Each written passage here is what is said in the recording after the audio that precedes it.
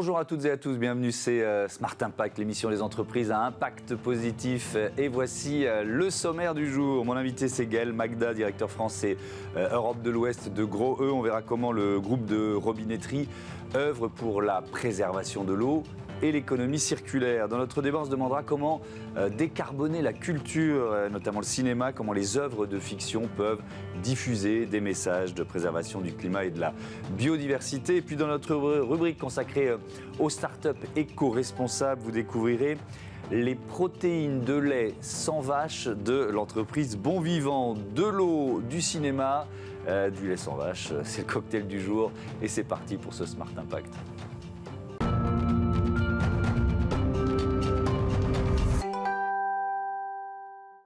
L'invité de Smart Impact, c'est Gaël Magda. Bonjour. Bonjour. Bienvenue, vous êtes directeur France et Europe de l'Ouest de Gros E, marque allemande qui appartient aujourd'hui au groupe Lixil.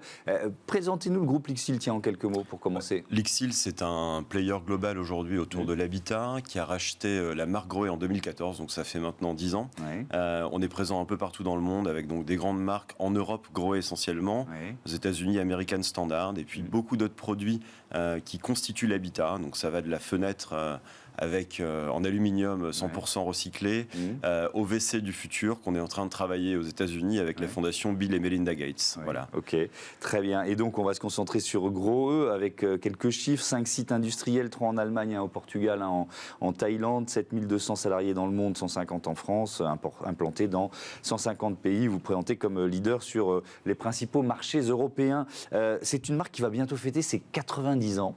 Depuis quand l'impact environnemental est intégré à la stratégie, est devenu un enjeu stratégique important? À nous, ça fait plus de 20 ans qu'on a intégré la RSE dans notre stratégie de marque et stratégie d'impact, qu'on a élevé maintenant depuis 4 à 5 ans dans une stratégie d'impact forte qui va de la fabrication et la production de nos produits aux produits en eux-mêmes, qui cherchent bien sûr à être économes en ressources, et aussi avec tout le tissu en fait de parties prenantes qu'il y a autour de notre marque, donc les artisans bien sûr, mais aussi les architectes, les bureaux d'études qui utilisent nos produits pour les intégrer dans un bâtiment de plus en plus responsable.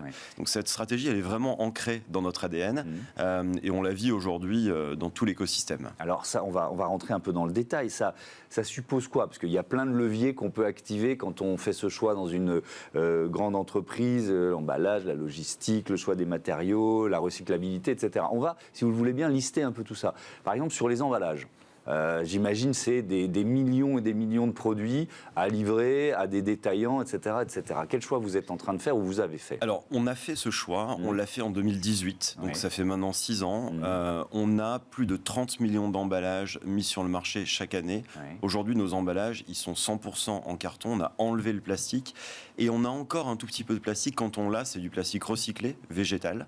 Voilà. Donc ça, c'est un parti pris qui a été assez fort, qui finalement n'est pas simple parce que ça oblige à revoir comment on met un produit dans son emballage pour que évidemment on l'abîme pas et qu'un installateur, un artisan qui va accéder à ce produit puisse avoir aussi des emballages de plus en plus compacts pour les recycler. On se dit toujours c'est facile, il suffit de prendre la décision, sauf que derrière il y a une chaîne de valeur et d'organisation à mettre en place. Tiens, justement sur la logistique, les choix logistiques, combien de camions sur les routes, est-ce que vous avez pu limiter leur impact, et quelle direction vous voulez prendre? Nous, en fait, sur la logistique, d'abord, notre angle, en fait, ça a été de se dire on doit être près des bassins de consommation. Et aujourd'hui, finalement, l'Europe, c'est notre plus grand marché mondial. Donc, on a, et vous l'avez rappelé tout à l'heure dans votre introduction, dans nos 5 sites industriels, 4 sont en Europe.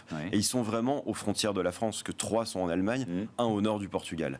Donc, on a, en fait, en fabriquant et en distribuant les produits à proximité des bassins de consommation, on n'a pas cet impact sur la chaîne de distribution qui peut être aussi important pour d'autres confrères qui viennent de plus loin. Le choix des matériaux, est-ce qu'on peut faire évoluer ce qui est le matériau de base d'une robinetterie et en partie le décarboner?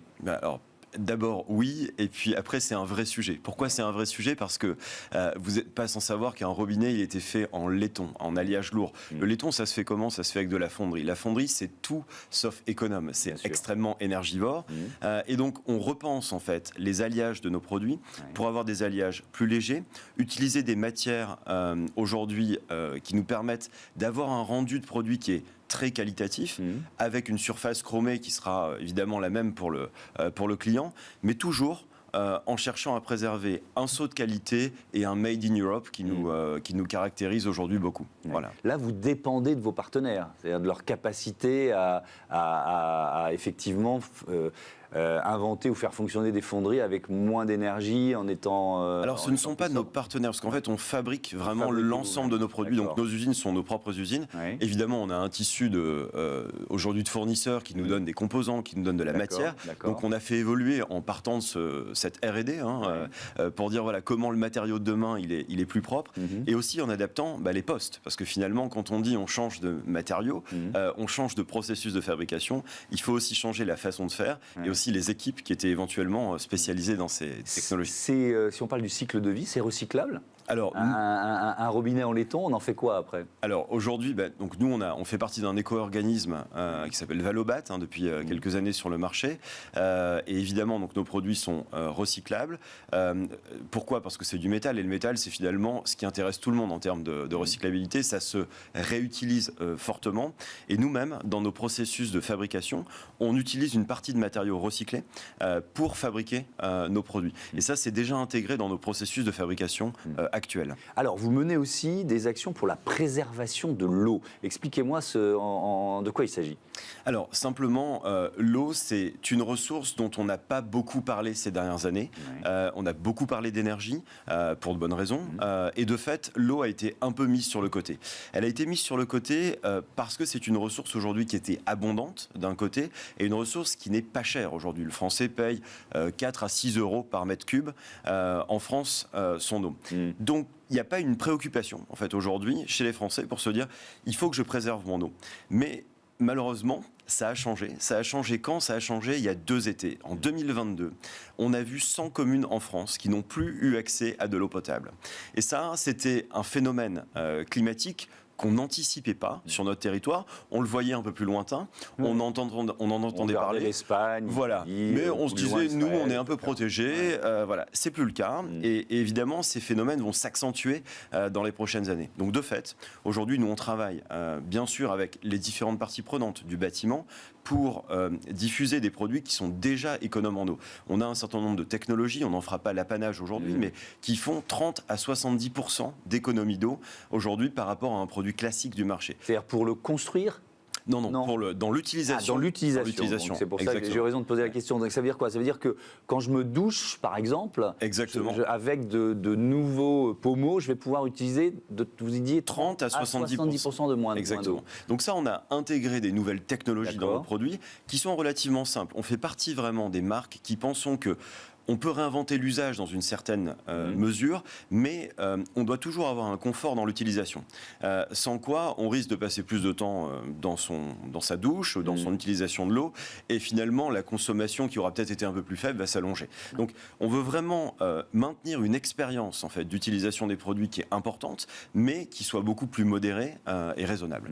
Ça, c'est au rythme du renouvellement des robinetteries que ça va se faire, ou alors on peut rajouter un accessoire, entre guillemets, pour consommer moins d'eau. Aujourd'hui, plus de 80% de nos produits sont déjà équipés de ces technologies. C'est en fait la bonne nouvelle, c'est que ce changement, on l'a anticipé, on l'a vu arriver, on a fait évoluer nos produits. Il y a des produits encore plus révolutionnaires qui arrivent à partir de 2025, qui seront encore plus économes en eau, mais dès aujourd'hui, on a ces technologies intégrées dans une bonne partie de nos produits. Et alors, j'ai vu en préparant l'émission que vous proposez une douche circulaire qui s'appelle Everstream. Alors, c'est quoi une douche circulaire déjà ? Alors, Everstream, donc une douche circulaire, qu'est-ce que c'est ? C'est une douche dans laquelle, quand vous avez terminé de vous laver, vous voulez potentiellement rester encore quelques minutes de plus sous la douche. Ou en tout cas, ne pas culpabiliser ceux qui seront toujours sous la douche. Donc là, vous avez un petit bouton additionnel sur lequel vous appuyez et l'eau travaille en circuit fermé. Donc en circuit fermé, ça veut dire quoi ? Ça veut dire qu'on réutilise l'eau que vous venez d'utiliser. Elle est bien sûr purifiée, bien sûr filtrée et un peu réchauffée parce que entre la douche de tête et puis le sol, on perd quelques degrés. Et cette promesse, en fait, c'est quoi ? C'est 70% d'économie d'eau et 75% d'économie d'énergie puisque l'eau est chaude, donc elle doit être chauffée en amont. Donc c'est vraiment un produit révolutionnaire qui arrive sur le marché à partir de cette année et qui va nous permettre, bien sûr, d'augmenter l'expérience des utilisateurs avec avec une promesse qui est vraiment cette économie importante. Et alors ce WC du futur là, dont vous parliez tout à l'heure, c'est quoi ? Alors aujourd'hui, le WC en France ou le WC dans les pays développés, on renvoie nos eaux dites grises dans les réseaux. Évidemment, c'est compliqué, ça nécessite de l'assainissement qu'on n'a pas toujours. En tout cas, nous, on en a globalement beaucoup en France. On prépare à un horizon 2040, avec la fondation Bill et Melinda Gates et l'ensemble des équipes de l'ICSIL, un WC qui n'aura plus d'eau. C'est-à-dire que l'ensemble des déchets issus de l'utilisation du WC seront miniaturisés au fil du temps, avec une maintenance extrêmement légère, et permettra en fait d'éviter de renvoyer des eaux grises dans les réseaux. Aujourd'hui, on a déjà un prototype qui est fait, qui est en fonctionnement. On n'a pas encore atteint la phase de miniaturisation qui permettra de mettre cet équipement dans un habitat soit collectif, soit individuel. Voilà, donc c'est 2040 et je pense que là, c'est vraiment repenser l'usage. Ouais, ça va arriver assez vite. Merci beaucoup Gaël Magda et à bientôt sur Be Smart for Change. On passe tout de suite à notre débat ici, la culture se décarboniser.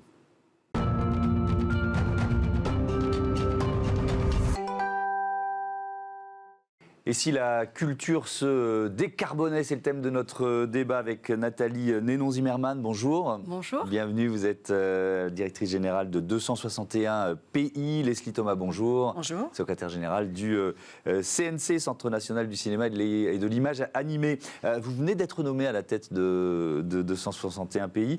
Peut-être nous présenter l'entreprise en quelques mots, puis après vous nous direz voilà, quelle ambition vous avez à la tête de cette entreprise. Tout à fait. Alors 261 pays, c'est une société qui a pour mission de noter la performance ESG, donc c'est environnement, social et gouvernance, des entreprises dans le secteur du sport et de l'entertainment. D'accord. Notre ambition, c'est d'accompagner les entreprises de ce secteur à embrasser la transition et leur montrer que le sujet ESG, c'est une somme d'opportunités pour se développer mieux et être capable de faire face à un certain nombre de choses qui vont les affecter dans les temps à venir. Votre arrivée, ça marque une sorte de tournant stratégique ?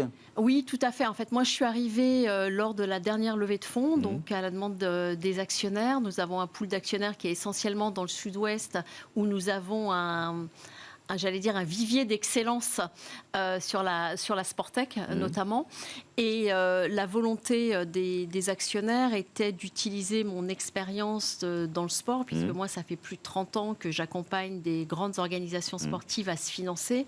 Et donc, apporter cette compréhension des enjeux et le traduire en opportunités commerciales, puisque en fait... je pense que la seule façon de faire passer des messages concernant l'ESG, c'est de dire que plus on va travailler sur les sujets d'environnement, de société et de gouvernance, et plus on va être capable d'être durable dans le temps en termes d'activité. Ouais. Le CNC, vous financez combien de projets chaque année ? Oula. Ça se compte en quoi ? En centaines ? En milliers ? Ça se compte... alors, pour l'audiovisuel, c'est 4600 heures de programme, donc ça se compte en milliers. Pour les films d'initiative française, les longs métrages, c'est plutôt entre 200 et 300 films par an. Ouais. Et alors, je voyais les chiffres, j'ai trouvé les chiffres de 2022, vous aviez versé pour 675 millions d'euros de soutien public. Alors, c'était... global ou c'était que au cinéma, ça ? Non, c'est global. C'est global. Cinéma et audiovisuel. Et alors, ça grandit, c'est encore plus cette année Oh non, c'est le même ordre. On est à peu près à 700 millions d'euros d'aide publique par an. D'accord. Et alors, ce qui est intéressant, c'est que vous avez décidé de faire de cet argent un levier de transformation. Comment ? Tout à fait. On a, depuis 2021, fixé un certain nombre de contreparties aux aides publiques, donc qui s'inscrivent en cohérence avec ce que vous décriviez, c'est-à-dire qu'on a mis en place des contreparties pour lutter contre les violences sexistes et sexuelles dans le secteur du cinéma et de l'audiovisuel. Et tout récemment, le 1er janvier dernier, on a mis en place une éco-conditionnalité des aides, c'est-à-dire que pour pouvoir bénéficier des financements publics du CNC, il faut fournir des bilans carbone des œuvres produites. Et ça, c'est vous qui êtes à l'initiative. Ça commençait à bouger un peu sur les plateaux de tournage. Vous vous êtes dit, il faut secouer le cocotier, si j'ose dire. Alors, c'est pas tout à fait comme ça qu'on a... C'est pas les mots que vous avez employés. Voilà, c'est pas tout à fait les mots qu'on a employés, mais pour autant, ce qu'il faut dire, c'est qu'il y a quand même, chez les professionnels, beaucoup d'initiatives qui sont extrêmement vertueuses, que ce soit dans l'audiovisuel ou que ce soit dans le cinéma. On voit qu'il y a des réalisateurs, des producteurs qui vraiment s'engagent et vont très très loin. Donc ça, c'était le premier vecteur. Et puis le deuxième vecteur, c'est qu'on a une stratégie nationale bas carbone. Il y a des réglementations européennes qui nous fixent des objectifs à atteindre, et donc il fallait prendre le train. Oui, et il n'y avait pas de raison que la culture et le cinéma ne prennent pas le train. Le premier poste d'émission de gaz à effet de serre d'un événement, que ce soit dans le sport ou la culture, c'est le public. Absolument. Et ce n'est pas le plus simple à réduire, puisqu'on a besoin du public dans les stades ou dans les salles de concert. Quel levier on peut activer alors je sais que vous avez notamment travaillé à l'OM, par exemple, entre autres. Comment on fait? On peut inciter les spectateurs à venir en covoiturage, on met en place des navettes. Comment on trouve un effet, une efficacité sur ce levier? Vous avez raison, le sujet transport dans le sport, globalement, est un vrai sujet. Vous avez la partie spectateur, mais vous avez aussi la partie déplacement des équipes. Oui. Qui est aussi, en termes de bilan carbone, très très fort. Je pense que ça pose deux sujets. Il y a un sujet court terme qui est de dire qu'effectivement, il faut favoriser l'utilisation des transports en commun et le covoiturage et la possibilité de mettre des navettes avec des parkings de délestage, éventuellement pour ne pas encombrer les abords des stades. Il y a aussi un autre sujet sur lequel on peut se poser la question, c'est le gigantisme des stades et se dire qu'aujourd'hui, la taille des stades ne correspond plus à ce qu'on peut faire en termes d'empreinte carbone, que ce soit en termes de construction ou en termes d'exploitation. Donc pour moi, c'est les deux leviers.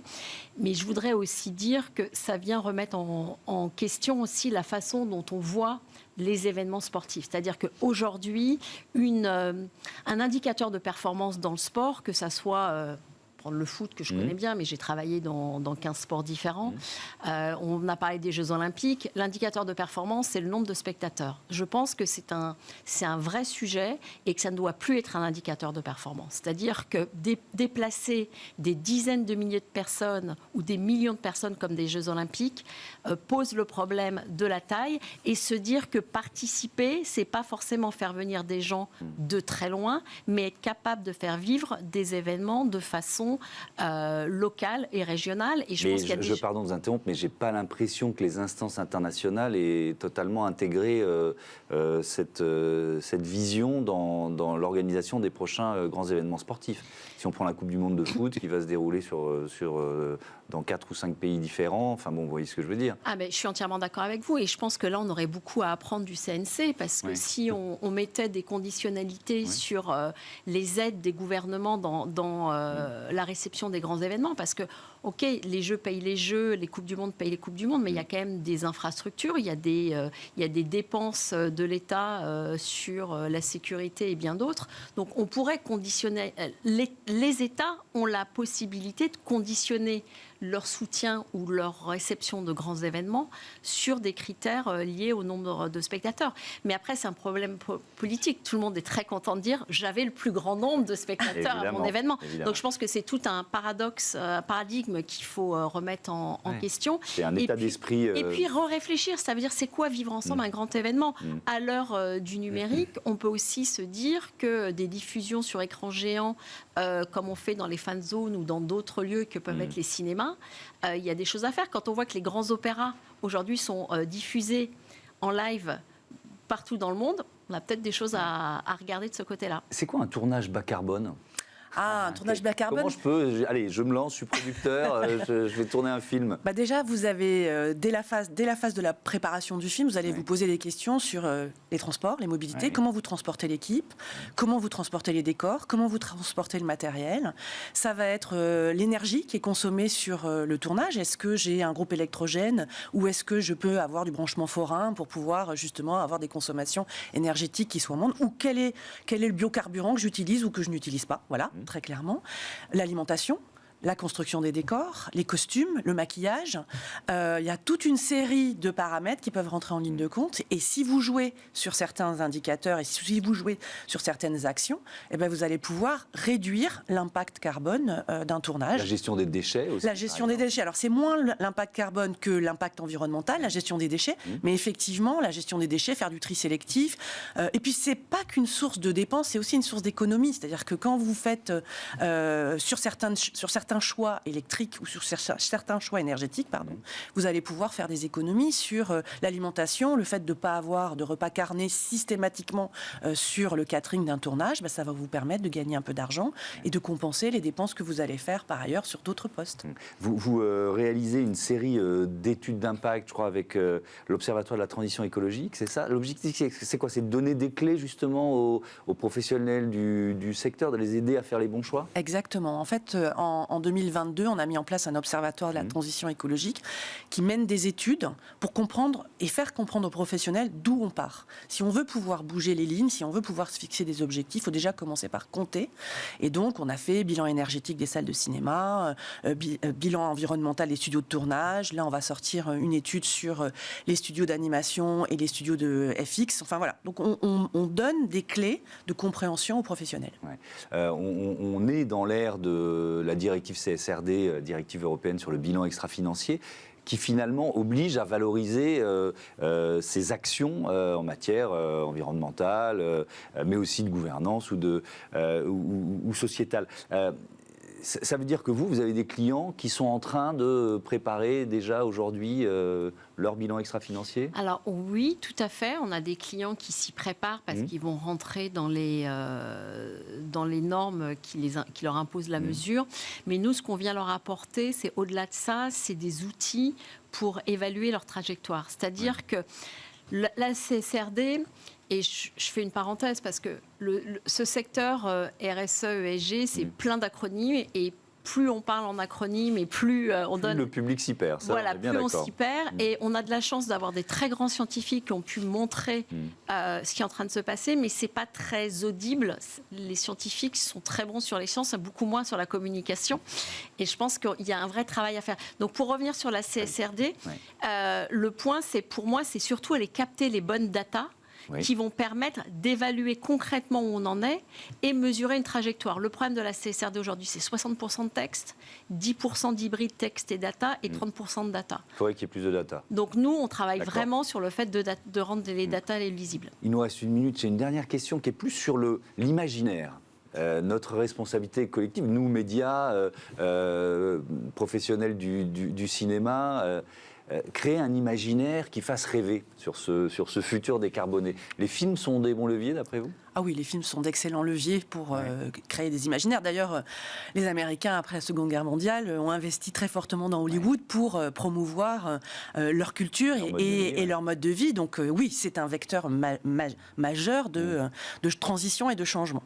Mais donc il y a des films qui sont dans cet objectif. C'est peut-être pas le premier objectif, mais c'est l'un des objectifs. Alors, en tout cas pas pour le CNC. Le CNC, il est là pour soutenir diversité de la création et liberté de la création. Mais vous avez des réalisateurs, vous avez des auteurs, vous avez des producteurs qui aujourd'hui réfléchissent à des films à impact et créent des films à impact. Si vous prenez, je peux le citer, le dernier Nicolas Vanier, c'est Le Monde à l'envers. En fait, dès le départ, dès l'étape de l'écriture, il y a eu un objectif fort en matière non seulement de production durable, mais de contenu à impact. Merci beaucoup à toutes les deux et à bientôt sur Bismart. For Change, on passe à notre rubrique Startup tout de suite.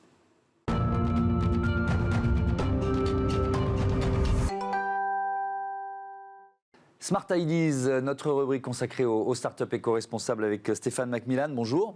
Bonjour. Bienvenue, vous êtes président cofondateur de Bon Vivant. Vous l'avez créé en janvier 2022 avec Hélène Briand. Et avec quelle idée ? Alors l'idée c'est la suivante, en fait d'ici quelques décennies il va falloir nourrir 10 milliards de personnes et si on continue à les nourrir de la même manière qu'à l'heure actuelle, ça veut dire qu'il faudrait déboiser 1,8 milliard de plus de forêts. Donc c'est un des chiffres parmi toutes les problématiques auxquelles on fait face. Donc évidemment on comprend qu'il va falloir qu'on fasse différemment et donc nous on s'est concentré sur les protéines de lait qui sont une source essentielle d'acides aminés et de nutrition et donc on produit des protéines de lait mais au lieu de passer par une vache et le lait, on produit directement la protéine par des micro-organismes. Ça s'appelle la fermentation de précision. Alors là, je veux bien qu'on rentre dans le détail parce que produire du lait sans vache, si je résume, c'est ça. Alors oui, je préciserai, on ne peut pas produire du lait. Oui. Le lait, c'est vraiment une matière très complexe. On produit que les protéines. D'accord. Donc on a toujours besoin des vaches pour le lait, mais par contre, on peut faire les protéines directement. Comment vous faites ? En fait, c'est une technologie qui existe depuis très longtemps et qui est même dans notre quotidien.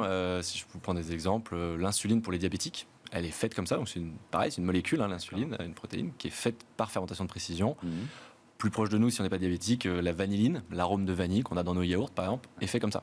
Ok. Donc nous, là où on innove, c'est qu'on allait un peu plus loin, on le fait sur les protéines du lait. Donc en gros, c'est un micro-organisme auquel on va insérer le gène qui produit cette protéine. On va le faire fermenter.